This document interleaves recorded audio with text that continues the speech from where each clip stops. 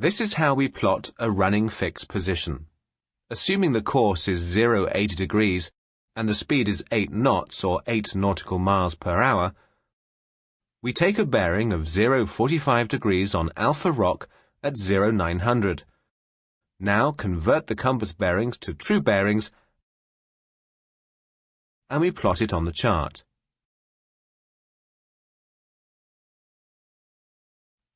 After 30 minutes, we take a new bearing on the same rock that reads 15 degrees.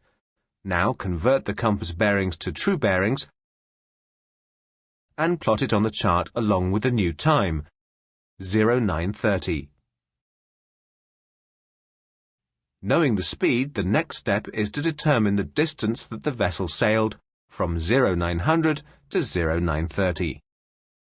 For that, we use the formula D is equal to S times T divided by 60, where D is the distance in nautical miles, S is the boat speed, and T is the time in minutes. In our case, 8 knots times 30 minutes divided by 60 equals 4 nautical miles.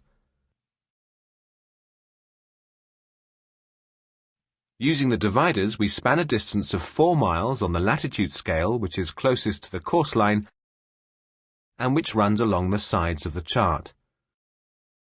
We applied this span on our course, placing one leg of the dividers on the 0900 LOP intercepting the course and the other leg on the course line. Using the parallel ruler, we transfer the 0900 LOP to the blue mark. As we notice, the two LOPs intercept at the point RF. This is our running fixed position.